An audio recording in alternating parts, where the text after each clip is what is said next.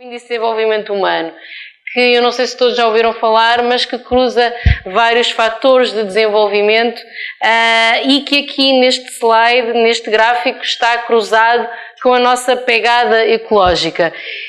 E se vocês com mais atenção olharem para o gráfico, o que acontece aqui muito claramente é que quanto maior é um índice de desenvolvimento humano, também maior é a nossa pegada ecológica. E no fundo, esse é o primeiro desafio de um novo tipo de desenvolvimento, é conseguir reduzir a pegada ecológica, conseguindo também continuar a aumentar o índice de desenvolvimento humano, não das populações na Europa e nos Estados Unidos da América, porque nós somos os privilegiados do mundo, mas sim as populações de África e da Ásia, maioritariamente. Uma visão do mundo em 2014, este é o cenário mau. Há milhões de pessoas que ainda têm fome crónica, há milhões de pessoas que ainda não se alimentam no mundo diariamente como deve ser. Mais uma vez, nós somos os bem nutridos do mundo e temos uma excelente condição. A falta de água também afeta muitos milhões de pessoas em todo o mundo. Claro que ali a zona vermelha é a zona com stress hídrico maior, mas onde Portugal está inserido. Portugal tem que olhar para as suas disponibilidades hídricas e para os seus recursos hídricos daqui para a frente com uma visão diferente das coisas, porque também com as alterações climáticas o stress hídrico em Portugal tenderá a piorar e é isso que dizem os especialistas. Na biodiversidade também não estamos bem, infelizmente. Portanto, desde a década de 70 houve uma perda de 30% da biodiversidade e a desflorestação tem aumentado imenso nos países em desenvolvimento. De facto, na Europa, a nossa área de floresta já foi quase toda dizimada, mas há centenas de anos, e agora o que nós estamos a tentar fazer é que os países em desenvolvimento tenham outro tipo de desenvolvimento e não precisem de acabar com a sua floresta para darem boas condições de vida às suas populações. Na energia, a maior parte ainda vem de combustíveis fósseis, cerca de 80% ao nível global, mas também em Portugal os números são idênticos. Portanto, 80% da nossa energia vem do petróleo, do carvão e do gás natural, para tudo o que vocês possam imaginar que consome energia, desde o carro, à eletricidade, à indústria, à produção ao transporte de alimentos, portanto, à produção de bens, portanto, tudo isso consome energia e 80% dessa energia vem dos combustíveis fósseis. Este é um gráfico que eu acho interessante, que é o dia em que a população mundial deixa de usar esgota a utilização sustentável dos recursos naturais. E na década de 70 esse dia era no 31 de dezembro, portanto, na década de 70 nós ainda éramos sustentáveis, ainda estávamos a usar apenas os recursos de um ano que o planeta conseguia repô-los, mas cada vez estamos a utilizar ou estamos a esgotar os nossos recursos naturais mais depressa. Portanto, em 92 foi a 21 de outubro, em 2002 foi a 3 de outubro, 2012 já foi em agosto, no dia 22, e o ano passado, eu fui ver os dados, e o ano passado nós esgotámos os bens que a Terra nos pode dar e que pode ela própria repor a 20 de agosto. Portanto, cada vez estamos a acelerar mais a utilização e o consumo de recursos naturais. As emissões de gases de efeito de estufa e as alterações climáticas. Já há muitos cientistas a afirmarem que é o maior problema ambiental do século XXI, porque depois tem consequências em todos os outros problemas que podem ser setoriais, como o ordenamento do território, a exploração a utilização da água, a ocupação do solo, etc. Portanto, este IPCC, portanto, a sigla IPCC quer dizer Painel Intergovernamental de Cientistas para as Alterações Climáticas. É um painel de cientistas que trabalha de forma voluntária para as Nações Unidas, portanto, cada um trabalha na sua universidade, mas depois juntam-se todos para compilar os dados os dados disponíveis para analisar o fenómeno das alterações climáticas. Portanto, este painel intergovernamental de cientistas considera que o aquecimento global é inequívoco e é causado pela atividade humana e que as temperaturas globais podem aumentar cerca de 5 graus Celsius até 2100, portanto, durante todo o século XXI. 5 graus Celsius ao nível global não parece muito, mas se olharmos também para o nosso país, ou se olharmos um bocadinho para o nosso umbigo, em regiões como o Alentejo, em que as temperaturas no verão já chegam a 45 graus Celsius, se em cima disto pusermos mais 3 ou 4, pode haver regiões no planeta e também em Portugal que deixam de poder ser habitáveis ou habitadas.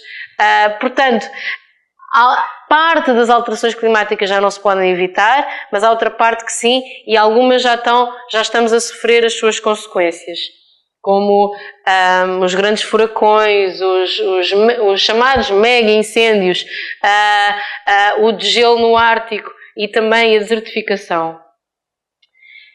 Para vos dar um panorama sobre a política de alterações climáticas ao nível mundial.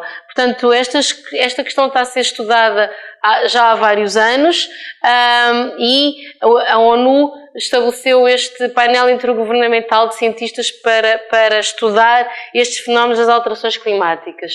A Convenção das Alterações Climáticas, também das Nações Unidas, é 92, com a ECO 92, e depois os cientistas continuaram a produzir relatórios de tempos a tempos, que deveriam servir como base para as decisões políticas.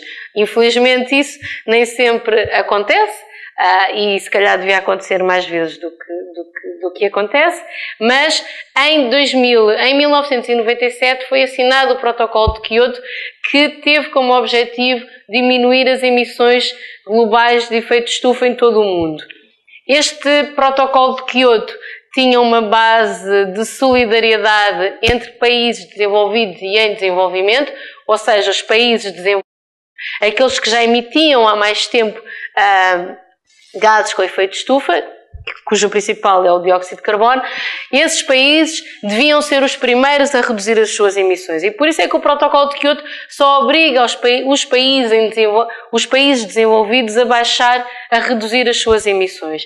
E por isso, quando ouvimos dizer que China não está a fazer nada, mas China é um país em desenvolvimento. De facto, está a aumentar imenso as suas emissões, já emite mais que os Estados Unidos da América, mas depois se dividirmos as emissões por cada cidadão, per capita, chegamos à conclusão que um chinês emite para aí 8 kg de CO2 por ano e um americano para aí 25. Um europeu emite cerca de 13 e nós andamos nos 10. Portanto, um africano emite para aí uns 3. Portanto, são estes mais ou menos os valores per capita, para sermos justos, de emissões da população mundial entre países. Portanto, Copenhaga foi todos os anos, os políticos, os países reúnem-se para discutir esta questão das alterações climáticas e como é que vamos resolvê-la. A COP, estas conferências são as conferências das partes, as partes são os países. A COP reúne todos os anos e a ONU já agora tem várias COPs, tem COPs sobre biodiversidade e esta é sobre alterações climáticas.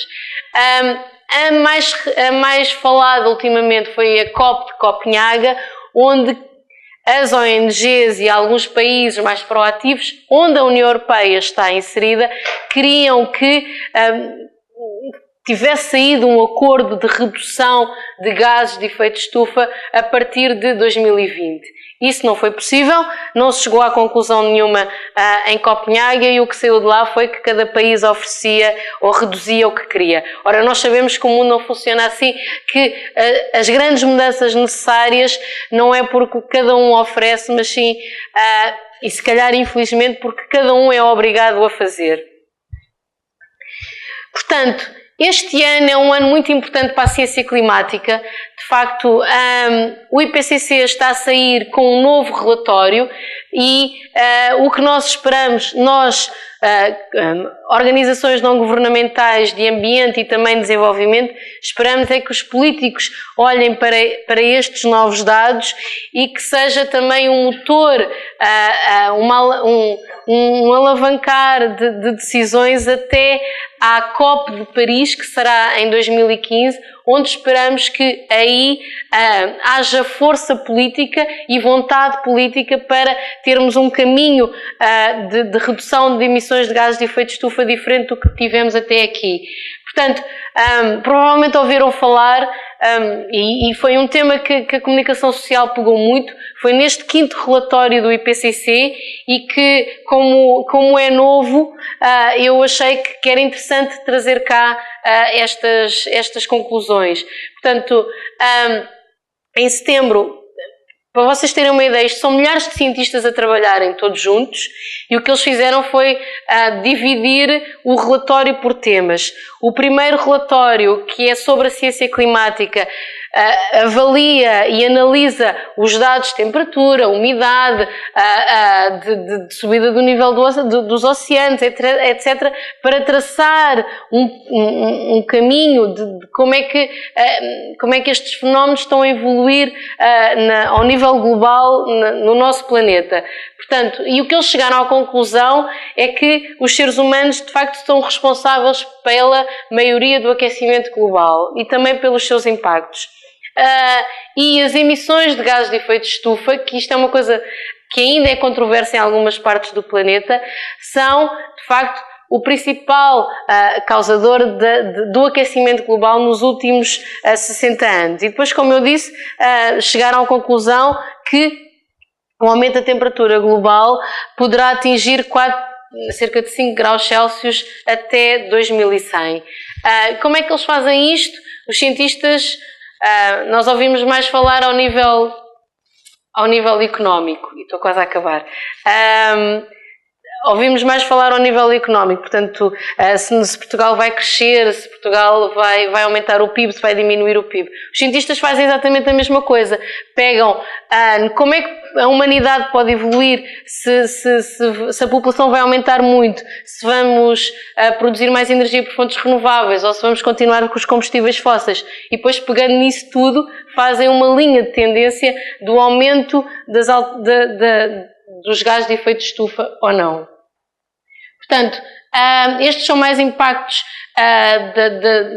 deste relatório do IPCC.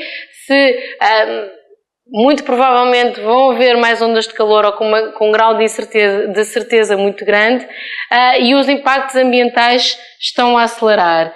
Portanto, depois, já este ano, houve um relatório que foi muito falado sobre os impactos das alterações climáticas, e aqui eu chamo a atenção para os impactos no sul da Europa. Tem a ver com os incêndios florestais ainda irem aumentar mais, com as inundações costeiras também aumentarem mais e também com os impactos económicos. Por exemplo, prevê-se que o aumento da temperatura no verão irá diminuir o turismo na zona onde Portugal está. E no inverno, o turismo das montanhas. E, portanto, quais são os desafios do terceiro relatório? Os cientistas são muito claros, dizem que para atacar as alterações climáticas é preciso haver cooperação ao nível internacional, mas também tem que haver mais cooperação ao nível local e regional. É preciso triplicar até 2050 a produção de energia por fontes limpas ou por fontes zero emissões, e as emissões têm que ser reduzidas em 70% até 2050. Portanto, os cientistas são muito claros e estão a apontar caminhos. Agora falta nós sabermos se queremos ouvi-los ou não. O que é que a Quercus defende para Portugal? Defende que temos que aumentar a nossa eficiência energética, temos que, não sei se têm noção, mas no primeiro trimestre Portugal teve 90% da sua eletricidade por fonte renovável, o que nos põe assim, no top 3 da União Europeia em utilização de energias renováveis. E depois há um problema muito grave que é preciso atacar em Portugal, que é o ordenamento do território. Utilizamos demasiado o nosso transporte individual e isso é terrível para as nossas emissões. Não sei se têm ideia, mas o nosso consumo de energia em transportes é tanto como o consumo da indústria. Portanto, e isso para nós, na nossa visão, é um problema que tem que ser atacado já para não piorar. O que, por fim, deixávamos essa mensagem: para isto tudo ser possível, é preciso aumentar a sensibilização da sociedade civil, onde os jovens têm um papel fundamental, costumam ser mais otimistas quanto ao futuro do que as gerações mais velhas, e portanto é preciso, e a Quercus tem tentado fazer este papel e tem tentado ajudar na sensibilização sobre alterações climáticas, e estas são algumas das ações que temos realizado. E pronto, era isto que eu tinha para vos dizer. Muito obrigada pela vossa atenção.